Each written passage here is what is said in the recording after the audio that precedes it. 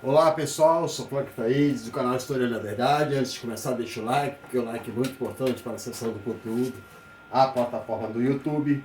E vamos falar hoje do livro do professor José Souza. 5 anos depois, né, ele escreveu esse livro em 2016, chamado A Radiografia do Golpe. Tá? Como se deu o golpe no Brasil em 2016, com a derrubada do governo Dilma Rousseff através de uma pedalada fiscal que já foi inocentada, inclusive, pelo Tribunal de Contas da União e foi considerado golpe até pelo próprio Michel Temer, pelo presidente do STF, né, legitimando, né, as argumentações da esquerda que na época se contrapôs contra o golpe, mas que foi vencida pelas forças internacionais e nacionais do Brasil. Tá? Então, Gessé Souza ele vai dizer o que nesse livro Radiografia dos Golpes? Né? Eu fiz uma síntese, né, das raízes do golpe. Né?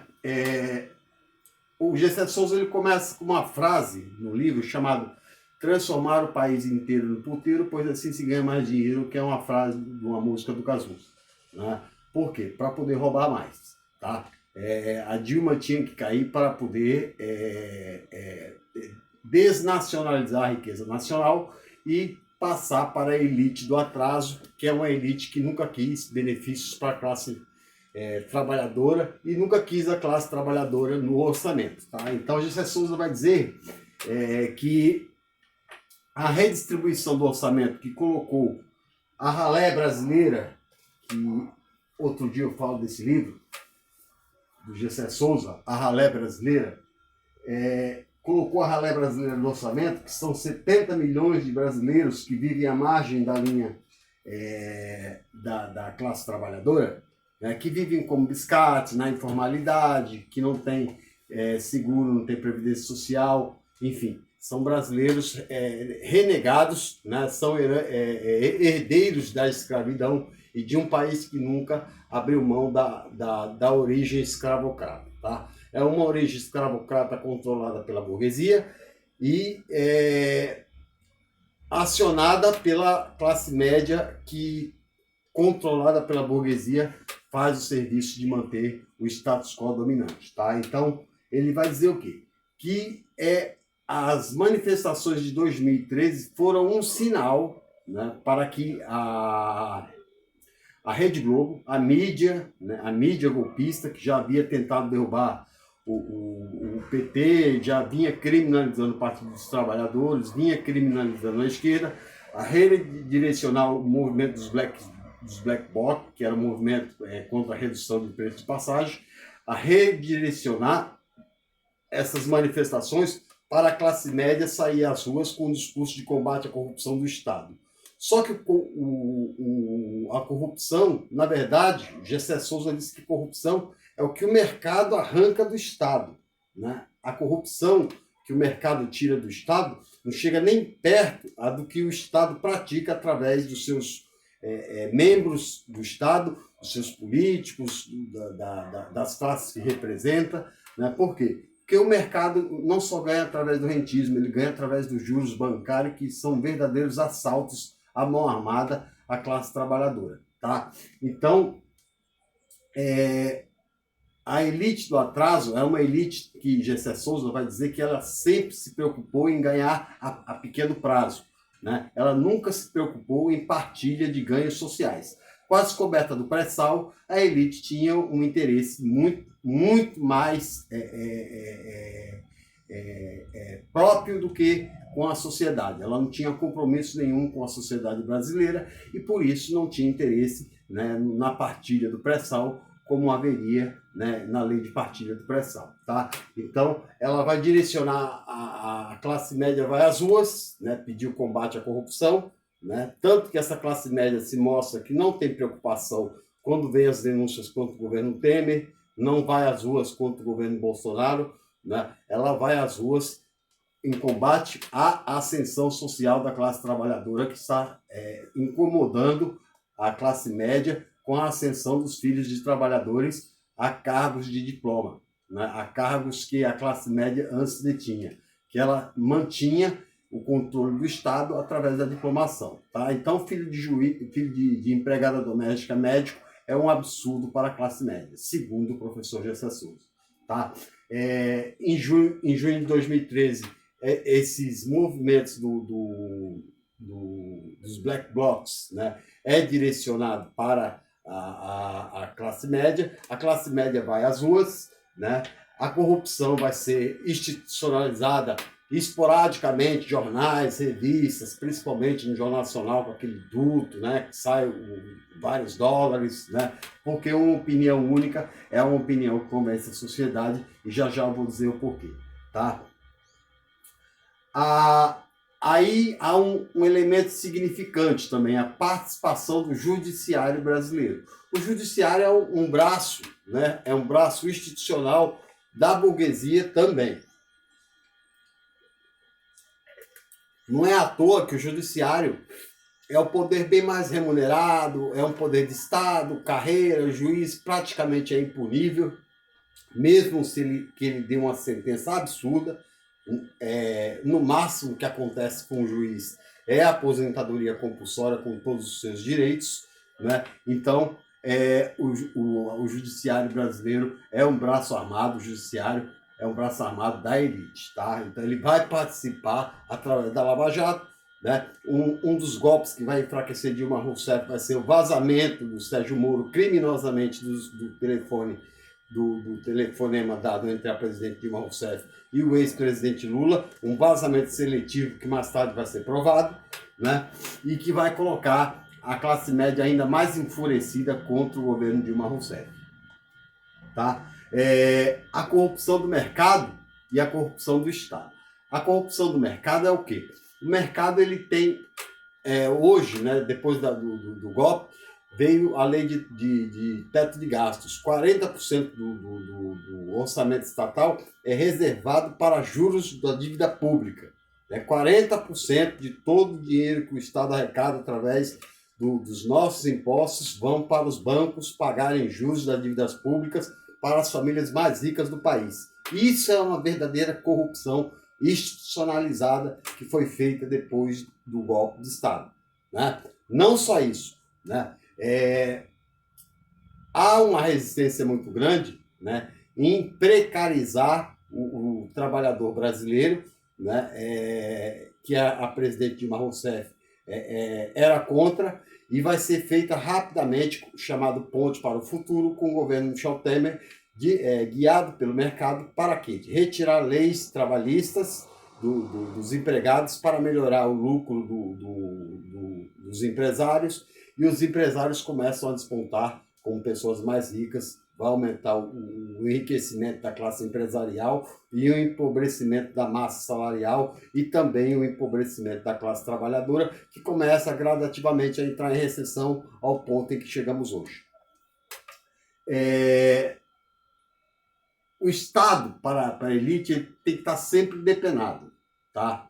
Não é à toa, né, que privatizaram no governo FHC, né, várias empresas, como a empresa o sistema de banda larga, né, que muitos dizem que depois da banda larga houve melhorias, mas na verdade houve uma coincidência com o surgimento da era digital da telefonia celular, tá? Que casou com a privatização, e hoje nós temos um sistema de telefonia digital, um dos mais caros do mundo e um dos mais ruins do mundo. Né? O Gessé Souza, por exemplo, ele dá uma entrevista, né, que ele está na Alemanha atualmente. Ele disse que na Alemanha ele paga o mesmo preço que pagaria, né, de conta de celular no Brasil, que paga na Alemanha, mas com a diferença. Na Alemanha ele pode ligar para o mundo todo com o mesmo preço que no Brasil não.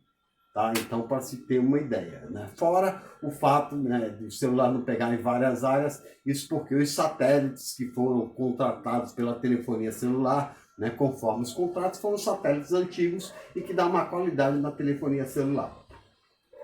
Né? A compra do Congresso. Né? Essa elite financeira ela está pouco preocupada com o brasileiro. Eles se elegem, mas eles são comprados pela mídia, eles são comprados pelo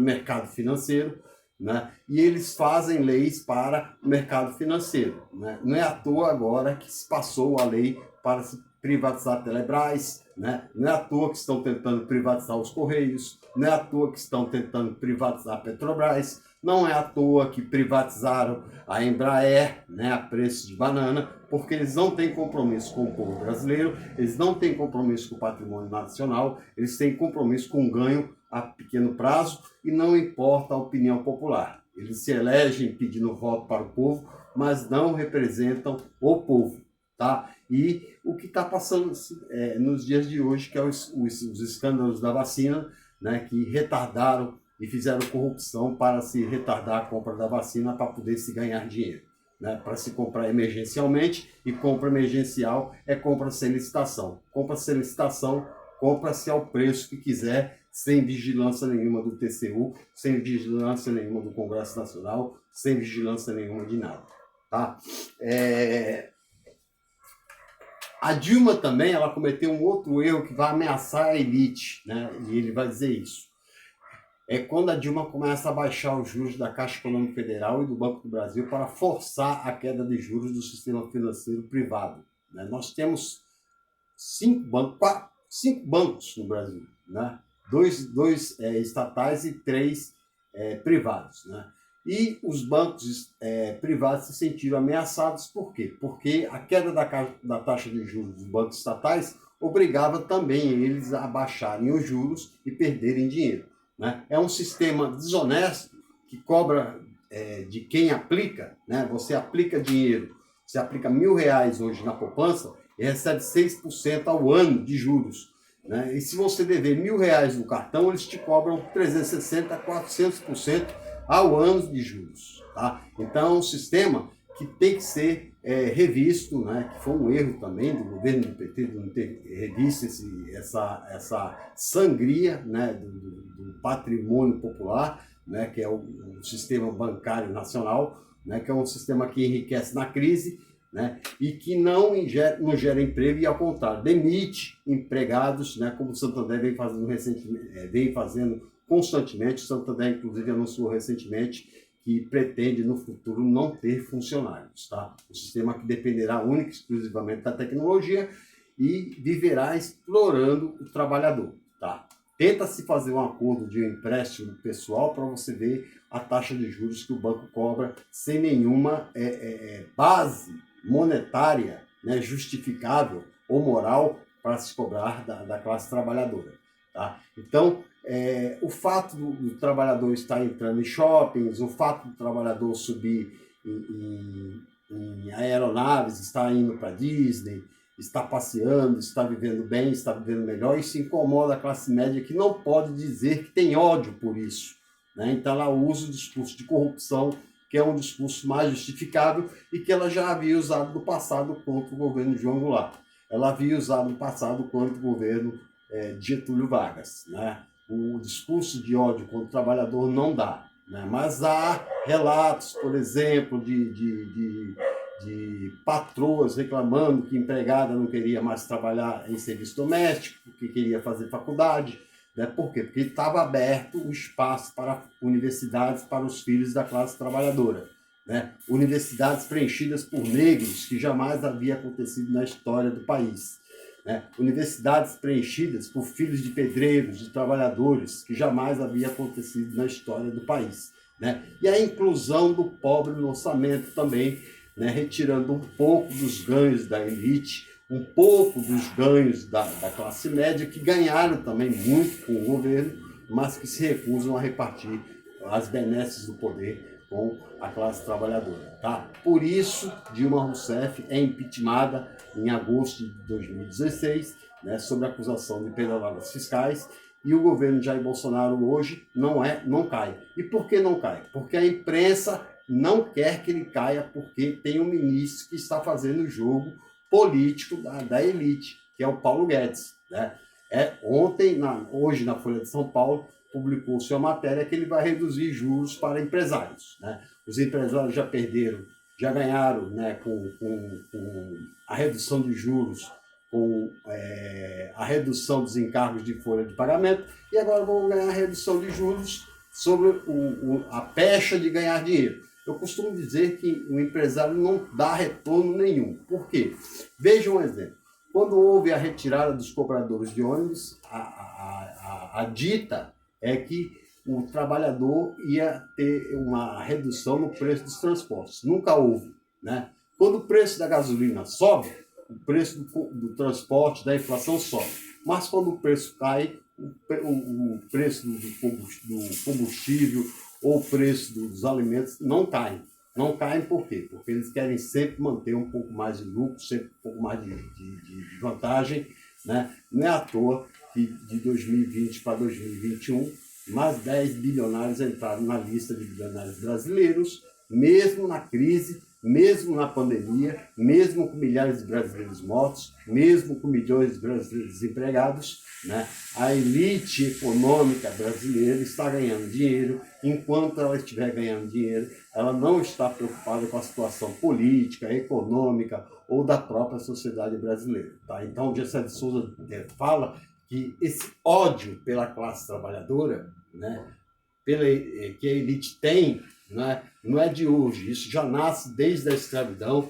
Isso é constituído com o apoio de parte da classe média, né, que é reacionária, né, que sempre esteve ao lado do poder, sempre esteve contra a classe trabalhadora, né, e que faz acontecer as coisas como hoje estão. Né? Elas fizeram isso quando marcharam com Deus e a família pelo golpe de 64, porque estavam ameaçadas por uma educação de qualidade, e fizeram novamente quando souberam que o pré-sal, 75% do dinheiro faturado pelos royalties, segundo a lei de partilha, iria para a educação pública. E eles não querem uma educação pública de qualidade para a classe trabalhadora, porque a classe trabalhadora iria começar a competir em igualdade com a classe média e ameaçar o espaço da classe média, né, no que há de melhor no mercado de trabalho, né, e levar prosperidade também para a classe trabalhadora.